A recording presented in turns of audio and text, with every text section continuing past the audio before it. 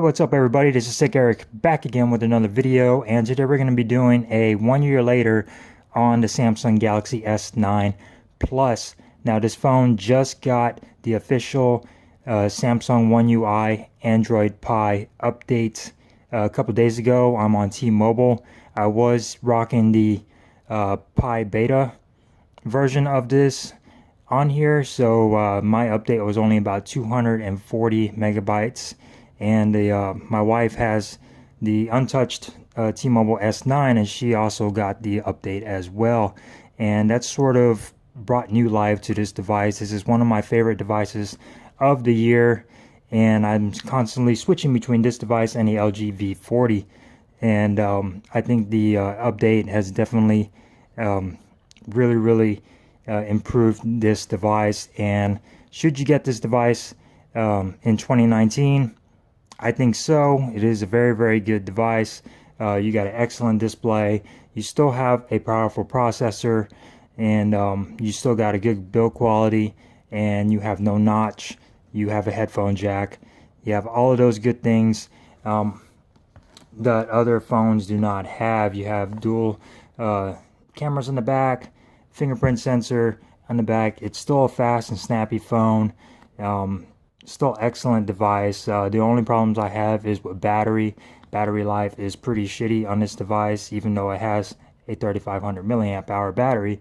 The LG V40 seems to get a little bit more battery life than this one. But with that being said, let's go ahead and jump into some of the specs for this phone, Samsung Galaxy S9 Plus. This is the coral blue color. Dimensions are about 6.22 inches tall, 2.91 wide, and 0.33 thick. It weighs about 6.67 ounces, and it is very nice to hold in the hand. It's very comfortable. It feels solid. No complaints here. The glass is Gorilla Glass 5 on the front and on the back, and it does scratch up pretty easily. I have a lot of little micro scratches on here, but nothing to cry home about. The display is a 6.2 inch Quad HD Plus Super AMOLED display, and this is again one of the best displays you can get on a smartphone today, even in 2019. This is the 2018 phone. This is still one of the best displays. The Note 9 also same type of display. It's 2960 by 1440, and it has 529 pixels per inch. The processor is a Snapdragon 845 processor with 6 gigabytes of RAM, 64 gigs of internal storage with micro SD card expansion up here at the top, up to 400 gigabytes. The new software that it is running, if I can find it without going into any settings, is the One UI version right there, 1.0 Android 9, and these are all the build numbers right there for this software, and this has greatly improved this phone. As you can see, all the settings are now easily accessible with the One UI display. Everything has this card up top, and then once you scroll up, everything evens out. You have a whole bunch of different features. You now have gestures for the nav bar right here. You could have the gesture hints, or you could hide them, or you could just do your nav bar like so. I prefer to have the gestures full on to give me more screen real estate. The update has definitely improved this. You also have dark mode, to where it'll switch to dark mode. Right now I have it to where it does it daily. Depending on the time of day, it'll switch on over, but everything has completely changed on the One UI. As you can see, the dialer right here, your messages have this card up top, and you scroll down, everything is at the bottom. On the camera, as you can see right here, all your settings are now at the bottom, which is really nice and easily accessible to access all of those different modes. And then you have all your camera settings as well. So everything is really refined on this software update. The front-facing camera is an 8 megapixel with autofocus. It has a f1.7 aperture, and it can record up to a QHD plus on the front-facing camera. The rear cameras, it has dual rear cameras.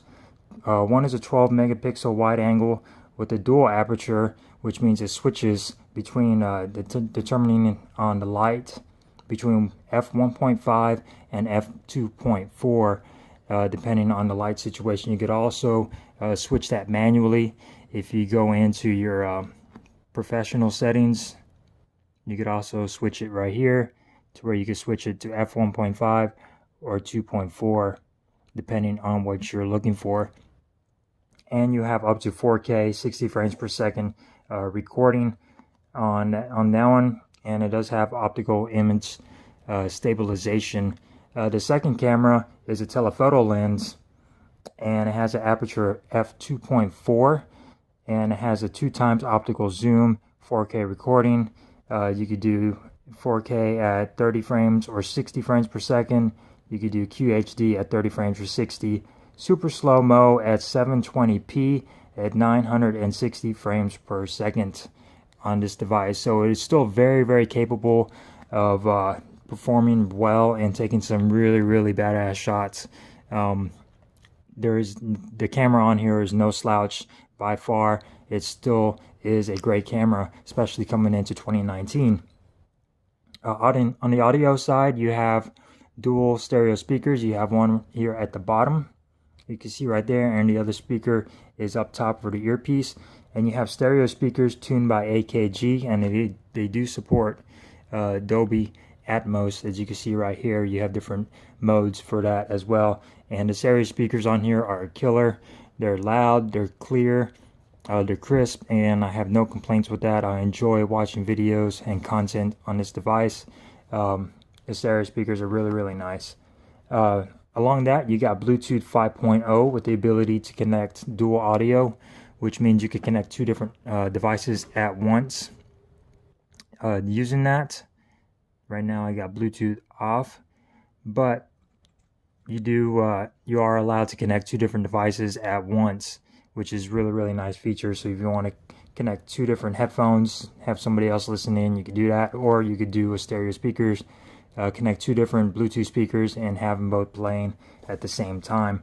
It also comes with a pair of headphones in the box tuned by AKG. Really, really nice headphones. For getting them free in the box, it's a great deal. They're really good headphones. Battery on this bad boy is 3,500 milliamps, and it does support fast charging, both wired and wireless fast charging on here. The only complaint I have is the battery. Battery life isn't that great. It's a 3,500 milliamp hour battery, which means on paper you should get some really good battery life, but in real life, for some reason, even after the updates, I'm getting better battery life on my LG V40, and that's a 3,100 milliamp hour battery, and for some reason I'm getting better life on that one. Going out through an 8-hour day at work, listening to music, texting, doing stuff like that, watching a couple of videos, I come home, I'm about 50%.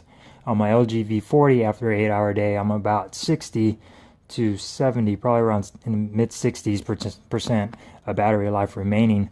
So I don't know what the deal is with the battery. I hope the update would have fixed it, but it has gotten a little bit better.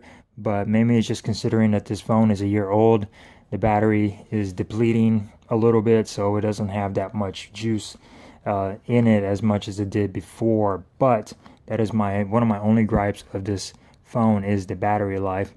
It could be better. A lot of the features that are on this device are a lot you can find nowadays. The iris scanner, which I think they are taking off of the Samsung Galaxy S10. I'm not sure. You have intelligent scan, which does for your facial recognition. It'll use either or, iris or facial recognition, to combine them both to unlock your phone. You have a fingerprint reader on the back. On the S10, you're going to have it on the front in the display. You also have your Bixby button, which you could have disconnected, which I do have it disconnected to where that way I don't have to mess with it, because it does get in the way when you're sometimes want to lock your phone and you accidentally push it to unlock your phone, or you accidentally push the button. Now you have a whole bunch of AR emojis on here that were Samsung's like trying to I guess go with the Apple and emojis. They were trying to do that, but it didn't really end up too well. So let me just go ahead and show you some of the AR emojis, if you could get them really quick. Let's see if I can get this. Stop it. Go. Okay, so these are some of the AR emojis. As you can see, I'm talking and the mouth isn't really moving all too well, but they are cute for what they are. I really don't use them too much. Just between me and my wife, we use the GIFs that these make, but they are what they are, and they're definitely not better than Apple's AR emojis. But like I said, really excellent cameras on here. You have all your settings. You have HDR. This phone does support HDR when playing videos, etc. You also have edge panels that you could have on. You have an always on display, which now with new settings you could use either to keep it always on.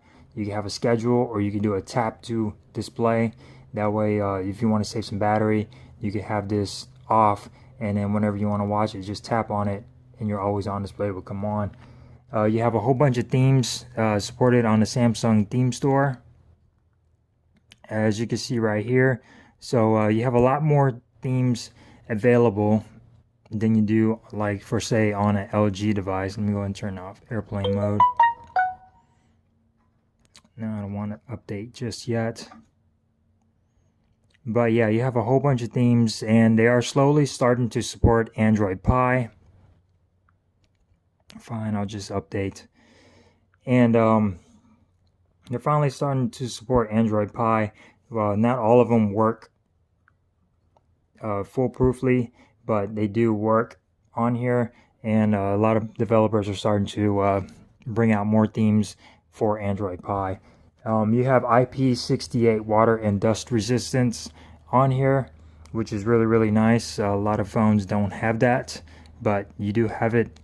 I have had no issues getting this phone wet or anything. I'm really careful with my device. I have not dropped it, so I do not have any cracks or anything. But yeah, it's a really, really great phone, especially coming in 2019. As you can see right here, you have a whole bunch of different type of themes.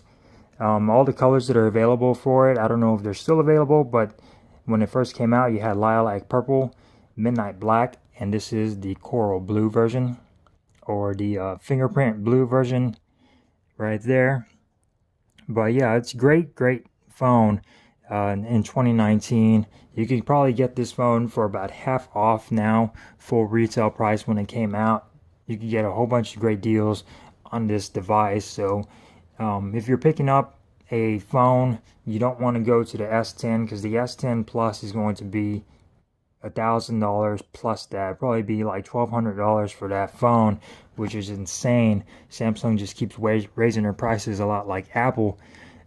You probably could go for S9 Plus and still be happy with this new update, because you're pretty much going to be getting the same type of settings and the same type of software on the S10. The only things you're going to be getting extra are a couple of cameras on the back and on the front extra with that device, and a faster processor. But if you want to save the money and you don't want to spend as much on the S10, go for the S9 Plus. You won't be disappointed. This phone is really, really good. Still has a headphone jack, excellent speakers, USB Type-C, quick and fast wireless charging and regular charging. Beautiful display, Super AMOLED display, excellent. So with that being said, guys, hope you enjoyed this video. This has been my 1 year and Android Pie later on the Samsung Galaxy S9 Plus. Just wanted to show you guys what I think of the device with the updates and how it's held up throughout the year. So thank you guys for watching. If you enjoyed this video, give me a thumbs up. Don't forget to subscribe and hit that little notification bell for future updates on any content I release. So, thank you guys. Peace.